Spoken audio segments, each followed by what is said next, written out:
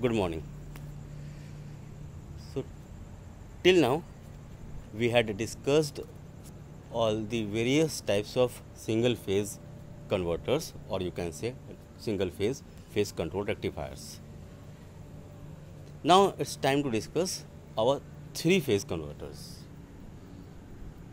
As already discussed in first lecture, three phase converters fall into three categories similar to that of single phase converters. First category is half wave converters, second category is half controlled converter or semi converter, and third category is full control converters. Okay. These three we have already discussed in single phase. Now starting with three phase, our first converter that we are going to discuss here is half wave converter. So the circuit here you can see is a three phase half wave converter for resistive load. So in figure you can observe that we have three phases, phase A, phase B and phase C, and across all these three lines we have connected our three thyristors named as thyristor T1, T2 and T3, and a load is connected whose one terminal is connected with common point of cathode of all the SCRs and one terminal is connected with neutral of our three phase. So if we discuss the waveform of load voltage in case of three phase half wave converter, then for that we have a three phase supply.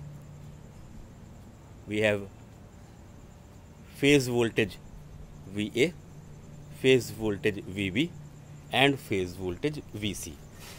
We have drawn here all the three phase voltages, and this magnitude maximum value of one phase is represented by VMP. It is maximum value of phase voltage. Okay. Now if we talk about thyristor T1, then we will have to analyze that when can we trigger our thyristor T1. If we observe this figure, we can see that T1 is connected across phase A. So for T1 to conduct, VA voltage must be positive. VA should be forward greater than VB and VC. This voltage VA must be greater than VB or VC. If VA is lower than VB or VC, then this thyristor T1 will be reverse biased and hence it will not conduct. So if you see in our figure that this point, beyond this point, VA voltage is greater than VB as well as VC. Before this point, VA voltage is lesser than you can see it is lesser than VC voltage. So it is reverse biased. Now what is this angle? This angle is 30 degrees. This angle is 30 degrees.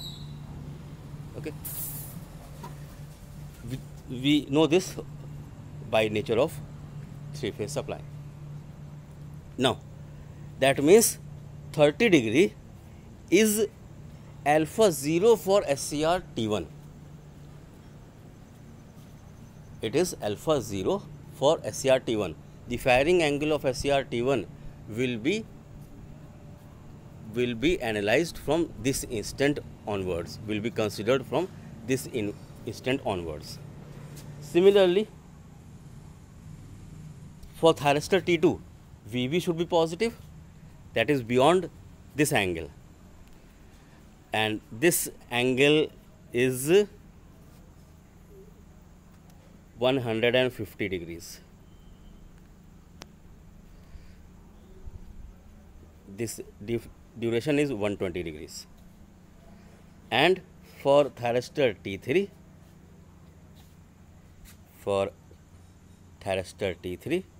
this is 270 degrees. Okay. So before these intervals, 30 degree for T1, 150 degree for T2 and 270 degree for T3, we cannot fire our thyristors before these intervals. T1 can be triggered after omega t is equal to 30 degree, T2 can be triggered after omega t is equal to 150 degree, and similarly T3 can be triggered after omega t is equal to 270 degrees. Now, let us suppose that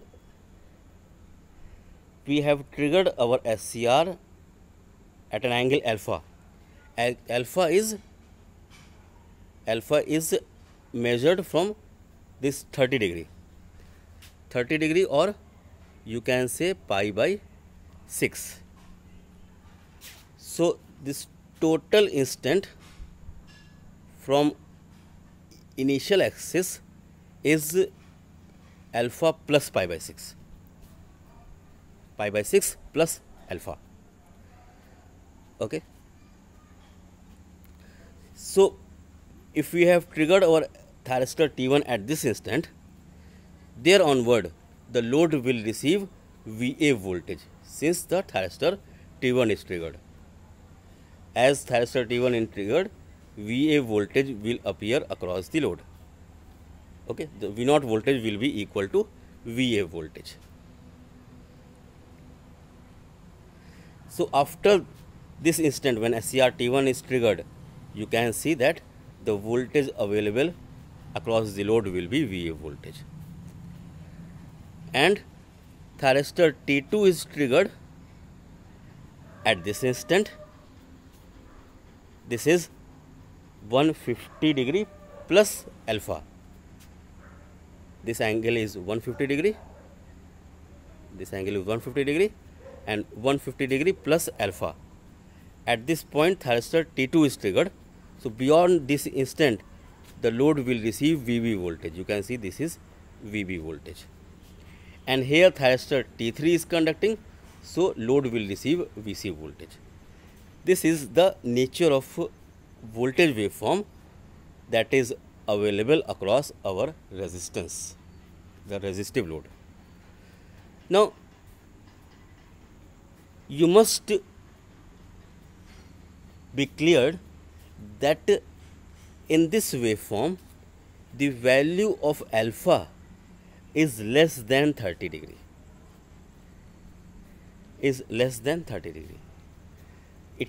Alpha can be 15 degree, alpha can be 20 degree, alpha can be 25 degree, but alpha cannot be more than 30 degree.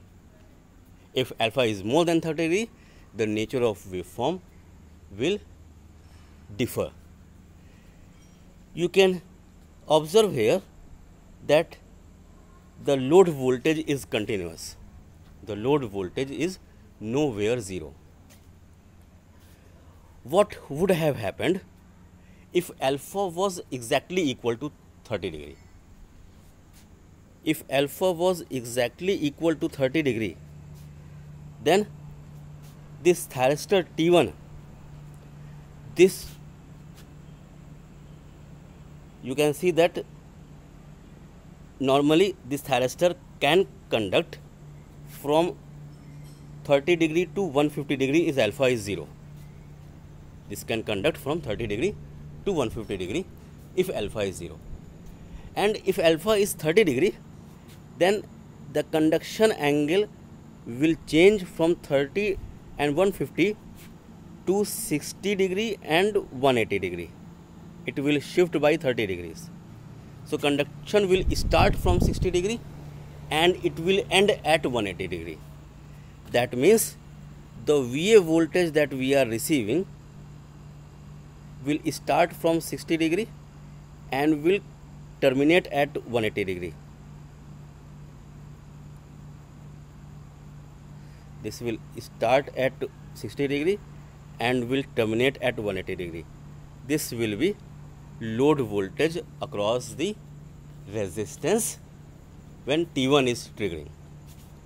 Thereafter, VB voltage will be available when T2 is triggered, and the waveform will be like this. You can see here that thyristor is conducting till omega t is equal to 180 degree.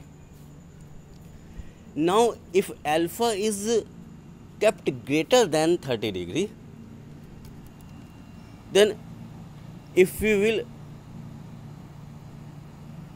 push this further forward direction by delay angle of thyristor, what happens is that this will shift towards right direction. And you know that beyond this angle the thyristor cannot conduct, because the VA voltage is becoming negative after this. So the thyristor, if it is being triggered beyond 60 degree, let us say thyristor is triggered at 120 degree. If thyristor is triggered at 120 degree, then also it will terminate at 180 degree. If it is triggered at 150 degree, then also it will terminate at 180 degree. Beyond 180 degree, the thyristor T1 cannot conduct. Reason behind is that at angle 180 degree, this voltage is becoming 0, and since the voltage is 0, the current is also 0, because the load is resistive in nature. The current has become 0, and just after this instant the voltage will become negative. This is the suitable condition for our SCR to get commutated. So beyond 180 degree conduction, beyond omega t is equal to 180 degree, our SCR will not conduct. So here you can see that in this case firing angle alpha is kept greater than 30 degree. So thyristor T1 has started conduction from this instant and it has terminated at 180 degree. Beyond 180 degree, this thyristor cannot conduct. Next time the load will receive voltage when T2 is triggered, and when T2 is triggered, the load voltage will be same as VB voltage, and when T3 is triggered, the load voltage will be same as VC voltage. So the only point of discussion was the angle alpha is equal to 30 degree. If angle alpha is kept exactly equal to 30 degree, then the voltage will stop at 180 degree. Okay. If alpha is kept less than 30 degree, voltage will be continuous in nature. And if alpha is kept greater than 30 degree, then since the thyristor cannot conduct beyond positive half cycle, therefore there will be a region of no conduction in between the phases. This is the difference of load waveform in case of alpha less than 30 degree or alpha greater than 30 degree. Now, if we want to analyze our load voltage waveform, load voltage expression, then the limit in both cases, this is what is this? This is Vm sin omega t, Vmp sin omega t.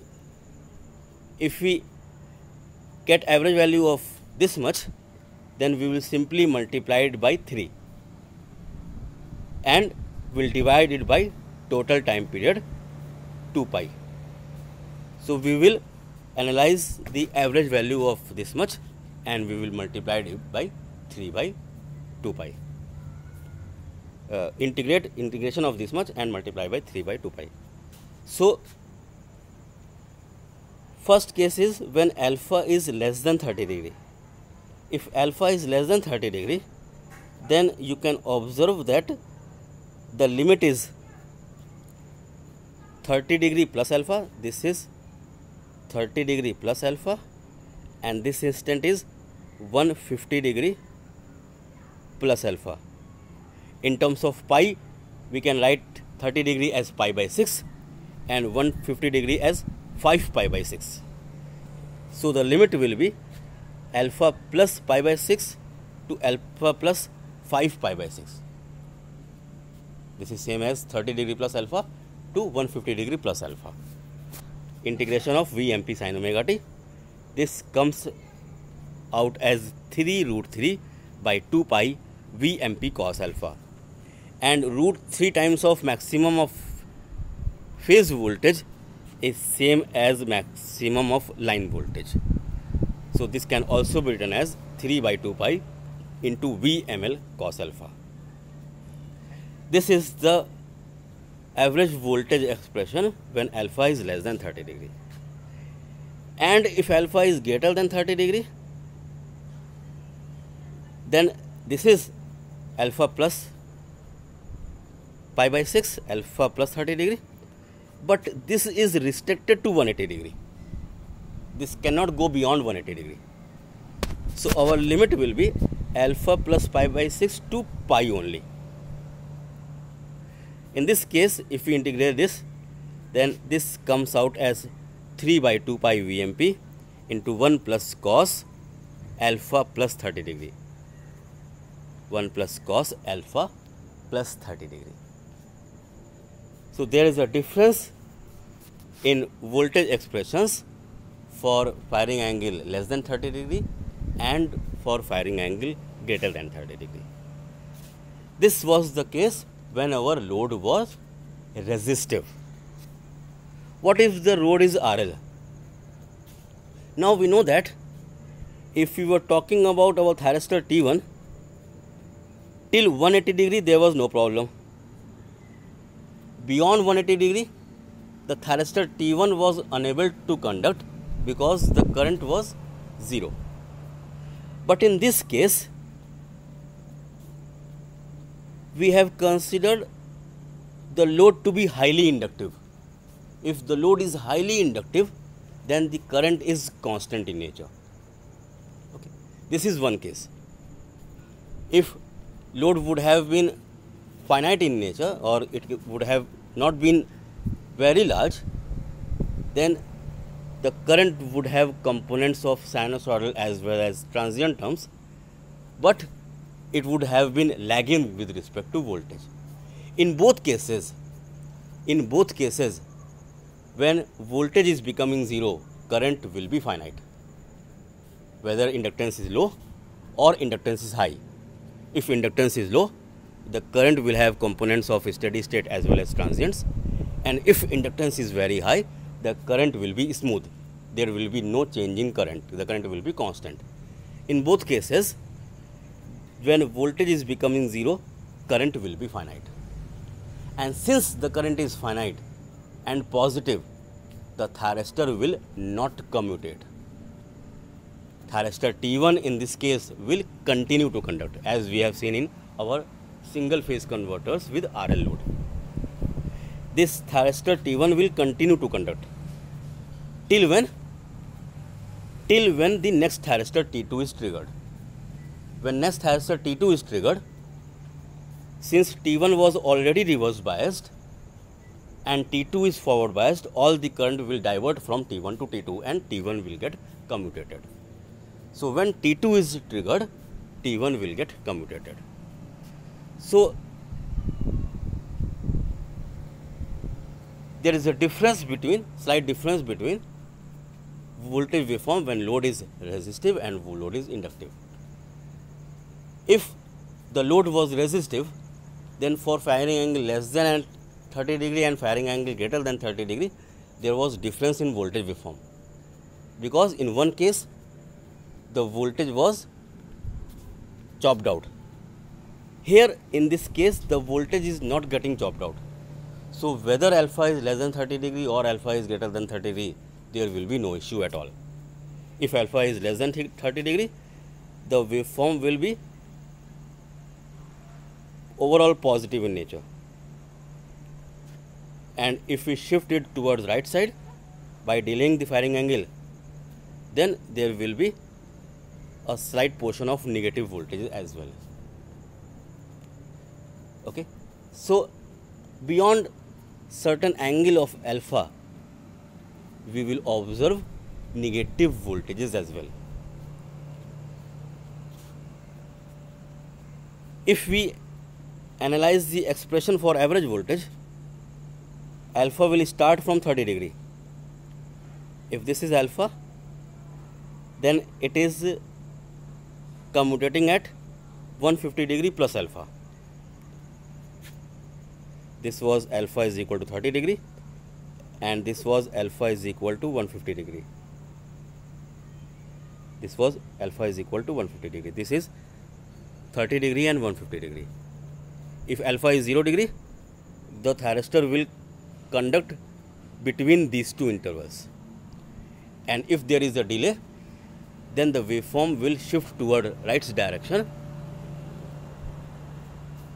according to the value of firing angle. So firing angle is delayed by an angle alpha. So our waveform will get delayed by this much angle alpha. So instead of conduction from 30 degree to 150 degree, the conduction will be now from 30 degree plus alpha to 150 degree plus alpha. Okay, and in this case negative voltage is possible. So here we will have limit of alpha plus pi by 6 to alpha plus 5 pi by 6. This is same as the voltage waveform in case of resistive load. So the final expression here will be resistive load for alpha less than 30 degree. This is similar to this case. So in 3-phase half-wave converter for RL load, the average voltage across the load will be equal to 3 by 2 pi times VML cos alpha. VML is the maximum value across a line and VMP is the maximum value across a phase. VMP is maximum value across a phase. So this was the nature of load voltage if the load is RL in nature. And the current, since the load current is constant, the current flowing through the thyristor will be constant also. In this region, the current is flowing through thyristor T1, this will be IT1. In this interval, the current will be flowing through thyristor T2, and in this interval, the current will be flowing through thyristor T3. So at this instant, T1 is getting commutated and T2 is triggered. So you can see that current is being diverted from firstly from thyristor T1 to T2, then from T2 to T3, and then again from T3 to T1 and so on. Okay, so this is our 3-phase half-wave converter for RL load. Thank you, class.